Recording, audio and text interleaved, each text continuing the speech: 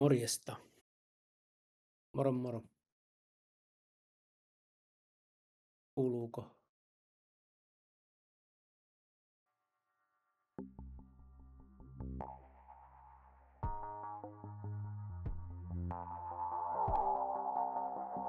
Kuuluuko? Kuuntelen.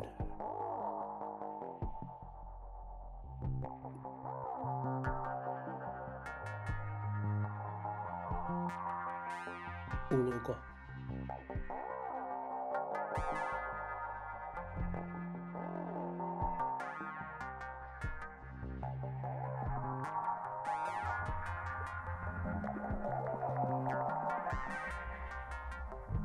Kuuluuko? Kuuntelen.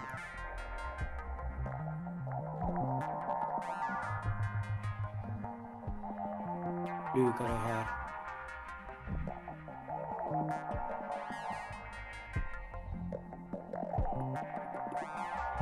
Lyykare här. Hör ni mig?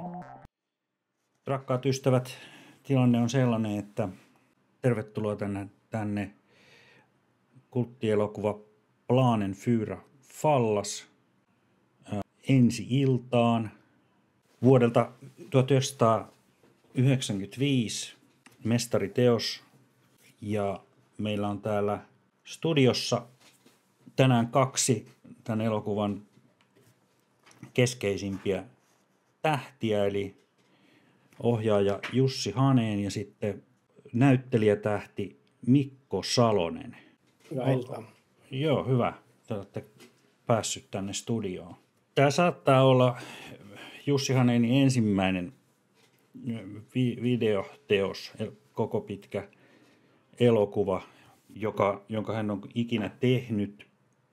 Se on odottanut nyt 30 vuotta tätä restaurointia, ja nyt se on laitettu uudestaan kuntoon. Katsotaan kohta tämä elokuva ja sitten sen jälkeen hieman analysoidaan, että mitä siinä on tapahtunut. Joo. Sä oot, Mikko, on hieno kuulla sun ääntä taas, koska tästähän on tosiaan hirvittävän kauan, kun me tämä elokuva tehtiin. Ja soittelet nyt sieltä Hollywoodista, niin mukavaa, että sun ura on edennyt jo niin pitkälle. Joo, tää oli mulle tärkeä ponnahduslauta. Oikeastaan ensimmäinen semmoinen niin kuin isompi duuni ammattilaisena, että olin tehnyt jotain opiskelijatöitä ja muita tätä ennen, mutta tästä se lähti oikeastaan. Et kiva nähdä tämä, mitä sä oot nyt tehnyt sitten tälle Director's Cutille. Sä joudut nyt niinku palaamaan tähän sun huikean viihdemaailman huipulla 30 vuotta olleen uran niinku lähtöpisteelle, siihen mistä kaikki alkoi. Miltä se nyt tuntuu? No jännittynein tunnelmin odotan, että jotainhan tässä on, että kun se laukas sen urani aika isosti sitten. Kiva nähdä pitkästä. En ole hetkeen nähnyt tätä. Sulla on varmaan paljon muistoja tähän elokuvaan liittyy kuitenkin, ja sitten palataan niihin sitten sen enskari-katselun jälkeen ehkä vähän tarkemmin, mutta kysytään nyt jo ihan aluksi, että mikä sä muistat, että mikä tämän elokuvan niin kuin sanoma oli sulle? No mulle tässä oli tässä yhdistyi jotenkin se niin kuin ydinsodan pelon alla eläneen ohjaajan tämmöinen niin kuin maailmantuhon trauma ja sitten tämmöinen laman jälkeisen Suomen niin kuin realiteetit, eli melko matala budjettia. Joo. Ja ei muuta kuin sitten lähdetään katsomiskokemuksen pariin. Mä uskon, että tämä on se hetki, jota niin kuin fanit on odottanut.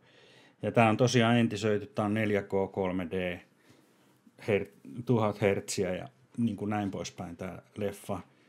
Et tästä se nyt sitten lähtee tämä iltama eteenpäin. Ja vielä kerran, tervetuloa kaikille mun ja Mikon fanit. Me tiedetään, että teitä on paljon. Teitä on paljon. Niin kuin todella paljon. Et nyt lähtee. Yes. Siksi sodan taitajat eivät tee virheitä, kun he lähtevät liikkeelle. Siksi heidän voimavaransa ovat rajattomat, kun he toimivat.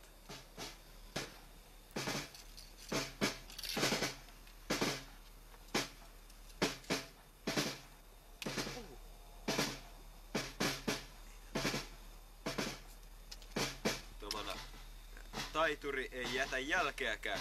Jumalaisen salaperäisenä hän on tuovoittavattomissa.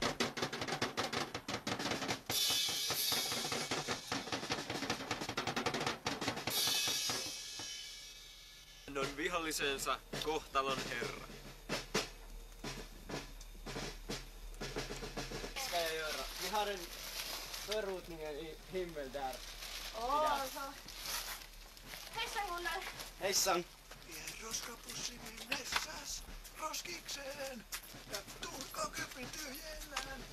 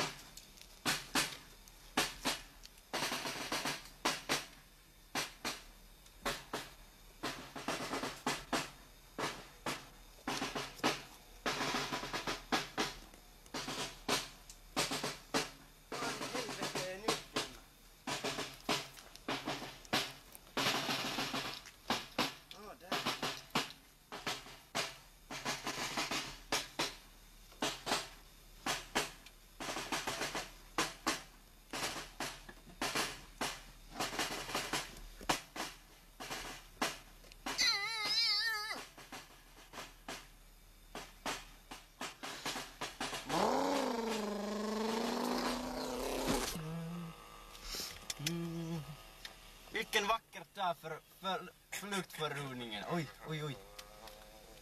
Jag ska upp min glasses. Ingenting radio igen. Helvete också.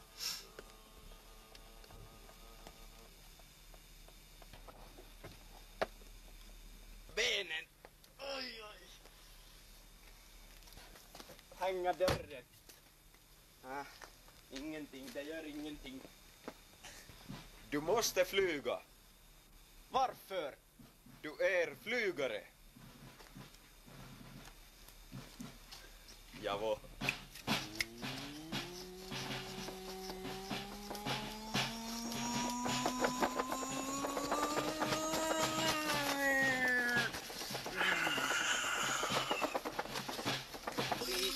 Här går vi. Och upp jag går.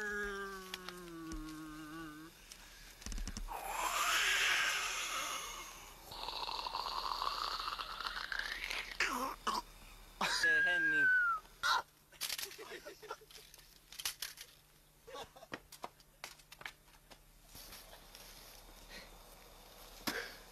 Vilken tur. Jag är leva. Hurrej för mig. Usch, min hjärnblod kommer ut.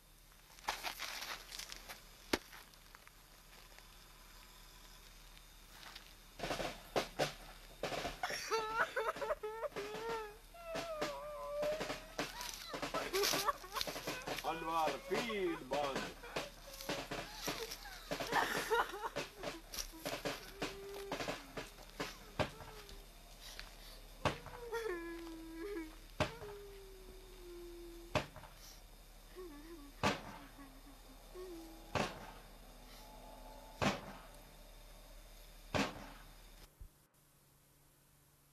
Flygförningen i Sky.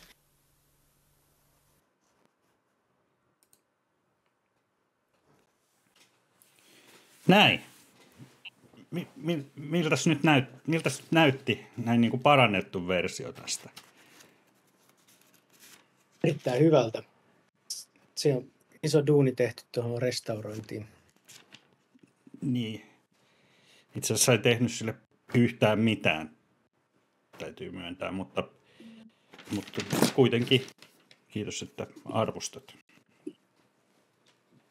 Nyt sitten voitte katsojat siellä chatissa, katsojat näköjään jo taputtaa, on hyvin vakuuttuneita ja vaikuttuneita ja kehutetaan ilmeisesti lopun niin kuin paljon tuommoista tunnetta sisältäneitä. Kuolemahan on semmoinen peruskysymys aina ihmisyydessä ja siihen liittyy paljon tunnetta usein.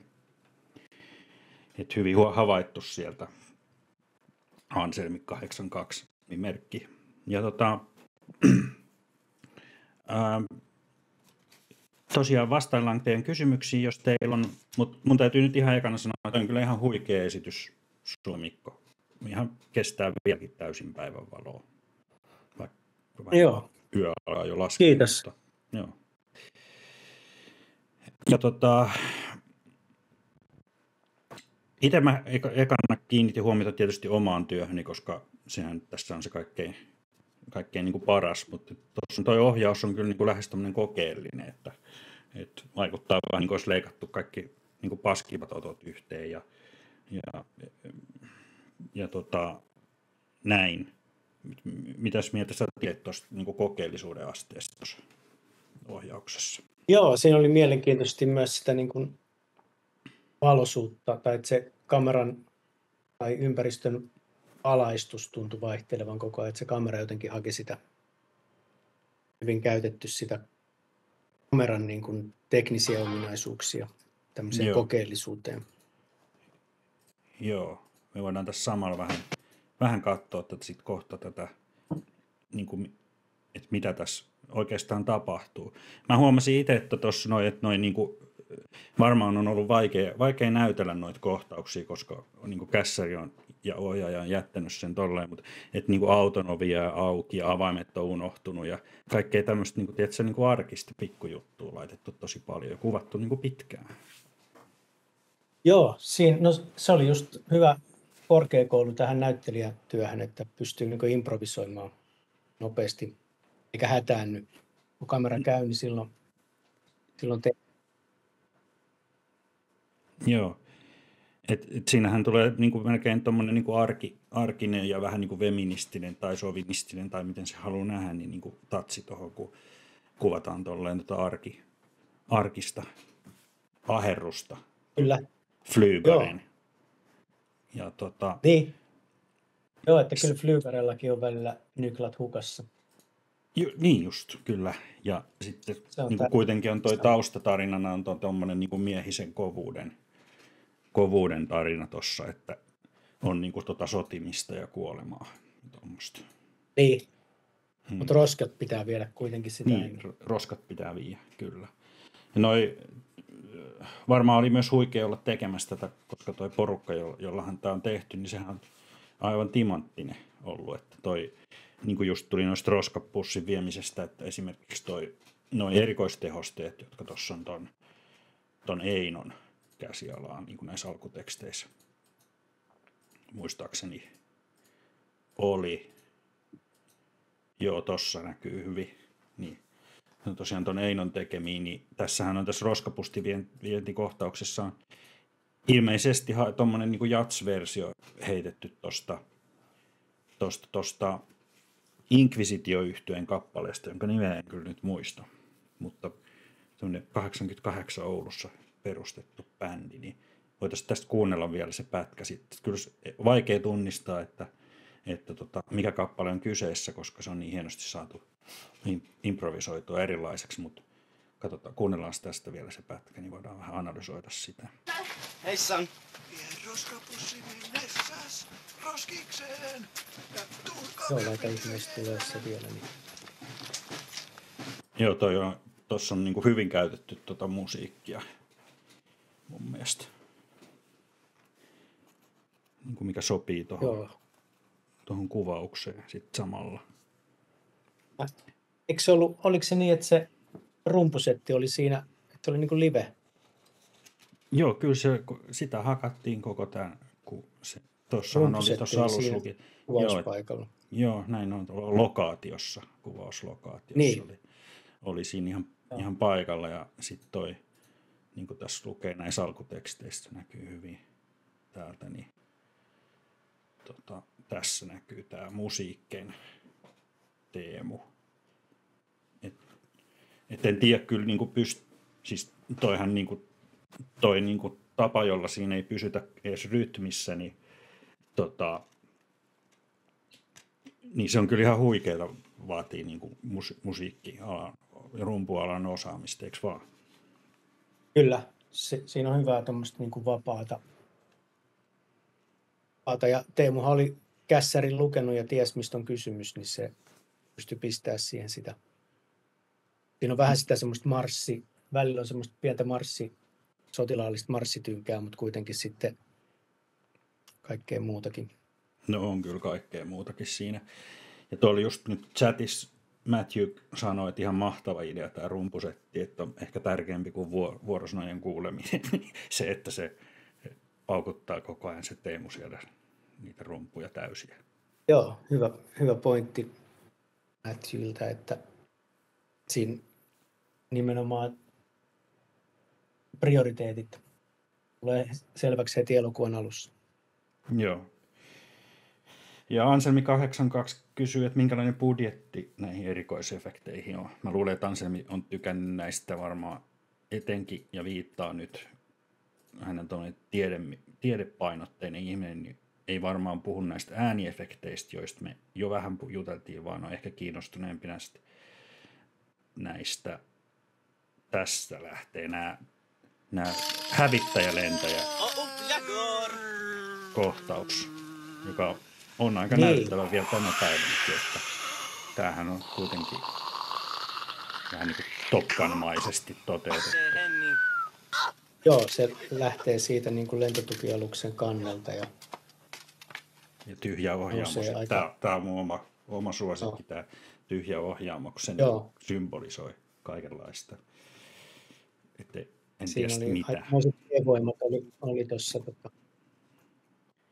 Joo. Katsotaan vielä se lentoon lähtökohtaus, koska siitähän saatiin se Oscar Kaalassa erikoismaininta tästä kohtauksesta. Tässä voit kertoa sitä jälkeen, miltä tämä niin tuntui tehdä, koska tämä on aika pelottava kohtaus. Joo, tässä oli. Meni kaikki hyvin, mutta sitten mä muistin, että mulla ei ole noin suojalasit. Noin lentäjän lasit ei ollut päällä. Mutta hyvin tuo irvistys lähtee kuitenkin sitten vielä siihen loppuun, vaikka niin kuin meinas.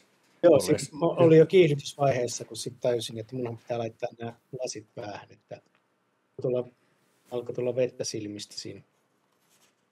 Niin, kun ilmavirta oli jo niin kova. Joo, siinä oli ilmavirtaa ja G-voimia sen verran, että. Joo, ja tässähän näkee. Sain kättä kuitenkin nostaa. Varmaan oli myös vaikea niin kuin keskittyä tuossa, kun noin pahvilaatikot heiluu tuossa takana. Joo. Ja kyllä siinä piti niin keskittyä. Menikö toi ihan purkkiin niin vai otettiinko joutuiko ottaa useamman kerran? Mutta. Niin, ei me tajuttu ottaa mitään useampaa kertaa, mutta siinä mielessä hyvin tehty. Sullahan tuossa myös vastanäyttelijänä sitten toi Marko ja myös toi Jenni. Et varmaan oli niin kuin helppo olla sitten tällaisten taitureiden kanssa niin kuin heittää dialogia. Oli erittäin helppoa ja luontevaa, että me jotenkin niin kuin harvoin sattuu näin, itsekin tehnyt aika paljon näitä leffoja, niin näin helppo porukkaa työskennellä, että kaikki niin kuin kaikki paino duunia. Että tässä alussa oli toi kohtaus, tämä tämmöinen vaimo-mieskohtaus, ja sitten katsotaan vielä uudestaan täältä lopusta tämä melko legendaarinen Marko Mykkänen. Hän on siis kuuluisa metodinäyttelijä, joka on näytellyt kaikissa näissä Kumisetä sarjan elokuvissa myöhemmin ja vähän sitten tollonkin jo pikkusen ja tosi kova luu, mutta hyvinhän tässä menee teillä tämä dialogi. Katsotaan tämä tästä nyt välistä. Voit vähän kommentoida tätä. Du måste flyga. Varför? Du är Siinä oli flygare. ohjaajalta nerokas, että laittaa niin kuin sen upseerin sinne ylemmäs, että lentäjä joutuu ihan niin kuin konkreettisesti katsomaan häntä ylöspäin. Kyllä. Pienellä kuvallisella kikalla tehtiin niin kuin nämä valtasuhteet selviksi siinä. Näin on. Ja tällaisilla kikoillahan tässä jouduttiin paljon tekemään, koska tosiaan toi budjettia, jota tuossa kysyttiin, niin mun mielestä tähän budjetti oli niin kuin, oliko se nyt sitten pari Woodpecker-siileria vai mitä se meidän taloudenhoitaja Sami nyt tähän sitten Niin, laitto palamaan. ei se paljon enempää ollut. Joo. Ja tästä Näyttelijät teki omat puvut ja omat meikit ja noi kampaukset. ja opetteli hävittäjän lentokoneen lentämistä ja Joo, kävi itse Mercedes lentokoneella. 1969 vuoden autolla ajamista ja se on tietysti aika Joo. kallis kanssa, että on hankittu tähän tuommoinen vanha Mersu. Niin. Se on lentäjän auto. Lentäjän auto, kyllä. Ja tässä alkutekstien aikanahan täällä taustalla on tällainen niin kuin narraatio. Siksi sodan taitajat eivät tee virheitä, kun he lähtevät liikkeelle. Sekin on Siksi heidän kokeellisesti niin kuin voimavaransa ovat häivitetty. rajattomat, kun he toimivat. Ei siitä oikein saa selvää muutenkaan. Mistä on kysymys. Siellä taisi ohjaaja huutaa, että puhuu. Sekin on hienosti jätetty tänne, niin kuin rikotaan sitä. Taituri ei Elokuva jätä illuusio. jälkeäkään. Jumalaisen Kyllä. salaperäisenä hän on tuovoittava. olisi aika harvinaista. Ohjaaja tulee sen elimin seinän läpi sieltä. Kyllä, vaikka ulkona ollaan tietysti tässä sitten niitä seinän läpi. Hän on vihollisensa kohtalon herra. Ei konkreettisesti. Joo. Mä en nyt oikein muista, että mikä tämä teksti tässä on. Että käsikirjoittaja varmaan muistaisi paremmin, mutta mä luulisin, että se saattaisi olla Sun Tzuun sodankäynnin taitoteoksesta, mutta Se saattaa olla, joo. se saattaa olla, koska semmoinen kirja tässä lokaatiossa ainakin oli, ja on tämmöistä sekavaa Aivan. jorinaa, niin se voisi olla. Tämä lokaatiohan tässä, tätähän me pitkään etittiin, että löytyy sopiva. En muista, oliko sä niissä keskusteluissa mukana vai? Mutta niin kuin täällä porukalla kuitenkin. Ja Joo. sitten päädyttiin tähän Hausjärven Oitista löytyi tämmöinen Ullantie 2 niminen kiinteistö, jossa tuossa takana näkyy noin Hakatalojen reuna tuossa. Ja Joo. päädyttiin sitten tekemään se Täällä oli- tässä. Tässä oli niin kuin kaikki kohdillaan, että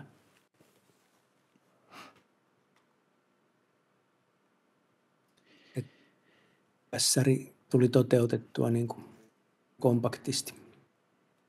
Joo, ja tämä on selvästi, niin kuin tästä näkyy, niin tässä myös tämä päivä pimenee koko tämän elokuvan ajan, että se on saatu tämä. Tässähän tämä Joo, niin sen Elokuva takia on siinä ei saatu. vissi ollutkaan mm, niitä kovin monia ottoja ei ollut, kun alettiin menettää tuota päivänvaloa. Niin näin, se piti mennäkin aika sitten ykkösillä. kyllä.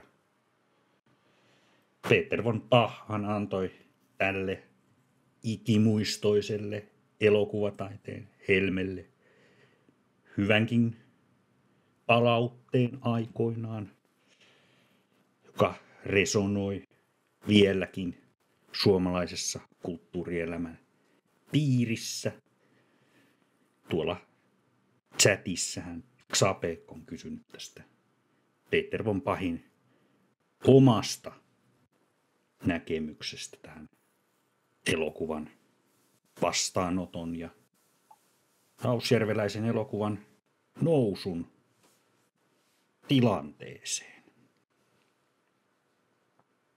Kyllä. Ja muistanko väärin, että von Pach oli ottanut jo alustuksen, oli tarkoitus Sodankylän elokuvafestivaaleilla sitten lukea, mutta posti hukkasi sen asetin, kun lähetit. Joo. Tämähän on ollut hukassa tämä elokuva aika pahastikin. Joo, Sen posti toimitti lisäksi, sen nyt sitten. joo, sen lisäksi, että nämä tekijät oli hukassa tätä tehessään, niin myös tämä kasetti oli pitkään hukassa ja että nyt tosiaan sitten on uudestaan löytynyt ja restauroitu tähän entiseen loistoonsa. Täällä on tullut kysymyksiä täällä chatissa, että ensinnäkin kommentti Nukemi Herttualta, että vapise Top Gun. Ja kyllähän tässä niin kuin selkeä tämmöinen Top Gun juttu on. Että ihan yhtä homoeroottinenhan tämä ei ole mun mielestä. Ihan, mutta tässä niin kuin niitä kaikuja on. Tämähän on vähän myöhemmin. 90-luvun versio tavallaan. Vähän erilainen. Kyllä. Ja sitten tietysti Suomen ilmasto, niin ei se volleyballin pelaaminen kauhean helppoa sit Suomessa kuitenkaan ole talviaikaa.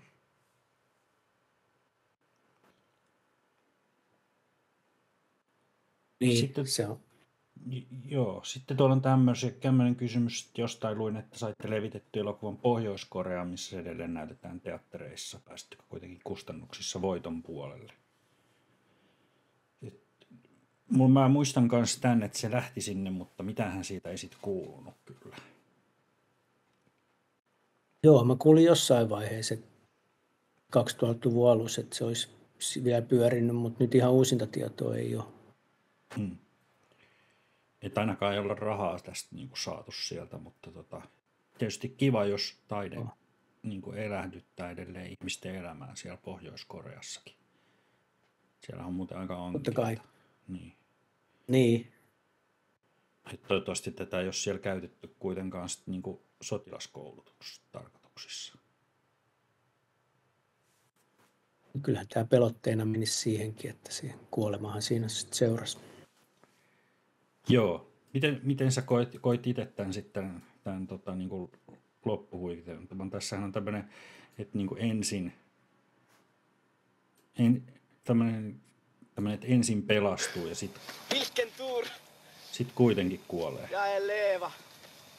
Hurray för mig. Niin, se on, tee vähän sellainen kysymyksiä. Usch, min hjärnblod kommer Että ut. oliko siinä ollut sitten jotain sisäelivauriota? No siinähän sä sanot, että min hjärnblod kommer ut. Aivan.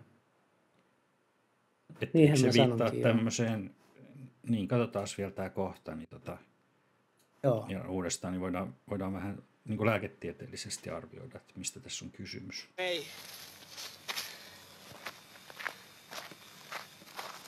Usch, min hjärnblod kommer ut. Sieltä se tulee. Siinä mä nousen kuitenkin. Joo. Aivoverenvuoto, niin kuin siellä kommenteissakin. Näköjään joo, kyllä meillä on tuo osaava Xapekki tuolla. Ja, ja sitten sitä seuraa tietysti tämä klassinen maailmoja syleilevä hautauskohtaus, jossa nämä tunteet sitten lähtee rullaamaan. Ja sitten vielä ilmeisesti tämmöiset niinku kunnianlaukaukset tuonne loppuun. Joo. Marssirumpu. Tämä on veret seisauttavaa elokuvataidetta. Joo. Kyllä. Ollaanko me nyt vastattu kaikkiin näihin kysymyksiin? Taitaa olla aika hyvin vastattu. Ollut vielä vastaamatta. Herra Matthew, mikä inspiroi elokuvan tekemiseen? Joo, no sähän voit siihen kertoa, koska mä en muista ollenkaan. Mun mielestä se isoin inspiraatio oli, että sulla oli semmoinen videokamera käsissä ja siitä lähdit laatii sitten.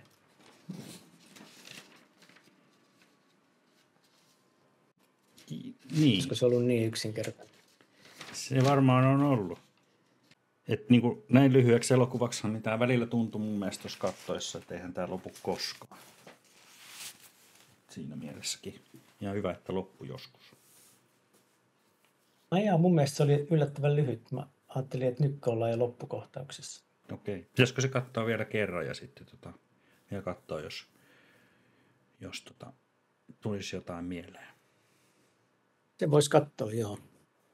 Koska tosiaan kaikkien näiden vuosien jälkeen niin ihan kaikista nyansseista ei varmaan saa ekalla katsomiskerralla kuitenkaan ihan kiinni. Mm. Joo. Niin katsotaan vielä kerran. Ja nyt sitten myös katsojat siellä chatissa, niin nyt tarkkana kaikkien pikkujekkujen ja hienouksien kanssa. Noin. Heräskö siitä vielä jotain mietteitä? Tuntuu jotenkin paremmalta näin toisella katselukerralla. Pitäisikö se katsoa sitten vielä kolmannen kerran?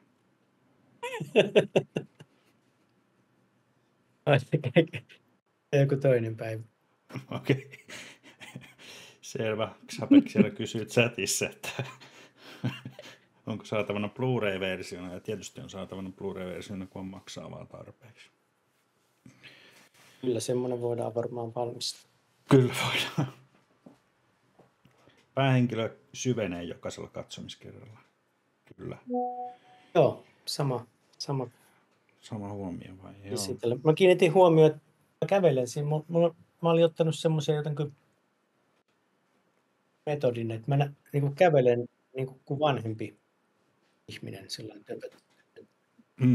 Varmaan jos kävelisit tarpeeksi pitkään, niin sitten niin luopuisit siitä vähän lonkkaavasta kävelystä ja sitten kävelee siellä normaalisti ja muuttuisikin jotkut toiseksi ihmiseksi. Niin.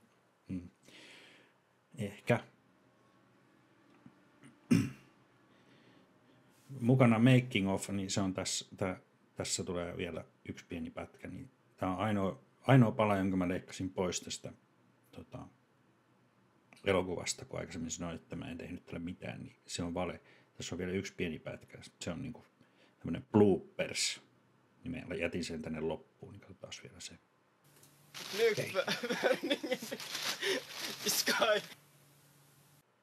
Toi on nyt se, niinku se ainoa kohta, joka siitä on niinku poistettu. Joo. Sehän niinku vaan kertautui siinä. Se oli niinku 2 kertaa siinä. En ihan niinku ymmärtänyt miksi, niin mä otin sen pois sen toisen. Joo, kyllä ihan parantaa elokuvaa, että toi on jäänyt sinne leikkauspöydän lattialle toi pätkä. Niin näin pitkissä elokuvissahan tosiaan on pakko tehdä näitä leikkauksia sitten. Totta. Tuolla Anselmi sanoi, että näyttelijät osasivat ääntää täydellistä Norjaa, oli ilo kuunnella. Kiitos. Se oli varmaan meidän tarkoituskin. Tämähän oli siis ruotsalais-saksalais-suomalaista yhteistyötä. Ja Matthew jäi sellaiseen kuvitelmaan, taisi tulla mainokset mennä päälle, mutta Matthew jäi sellaiseen kuvitelmaan, että päähenkilö olikin hengissä lopussa. Niin johtuiko se tästä bloopers-osuudesta vai? Ehkä se johtui siitä. Joo. Mutta sehän voisi toimia sen Jeesusmaisena paluuna. Se voisi toimia, jos haluaa lisää kokeellisuutta. Jos on pääsiäisdirector's cut. Niin. Tämmöinen Easter egg-tyyppinen. Niin kuin oikeana Easterinen Easter egg. Tämähän menee ihan metatasolle tämä homma menisi. Niinpä. Se on todellinen Easter egg.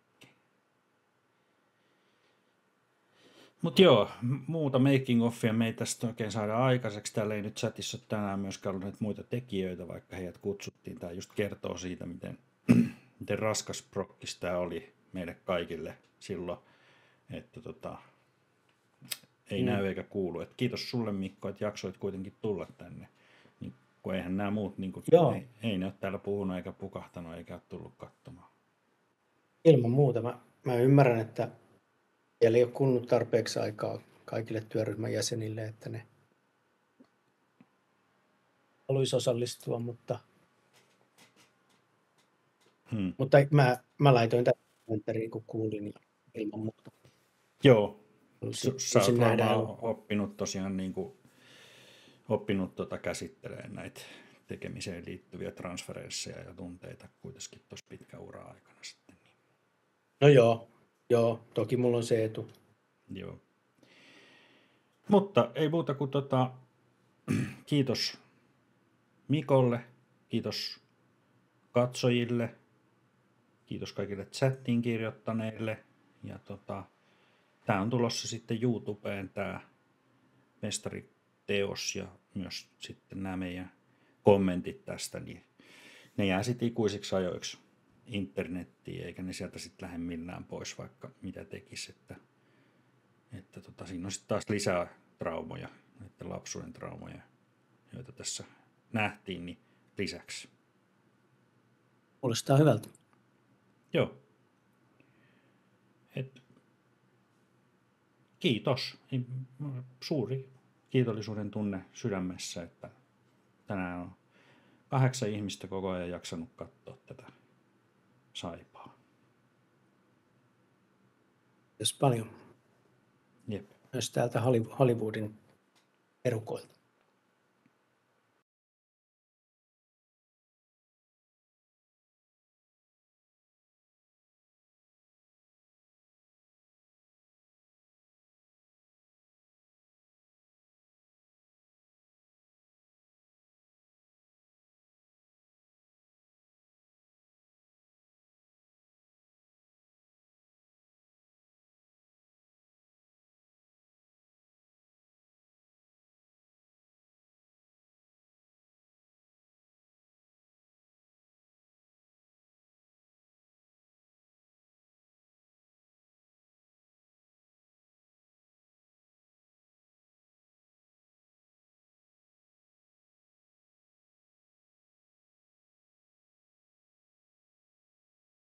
Muistatko sä vieläkään tästä niin oikeasti yhtään mitään tästä koko prosessista?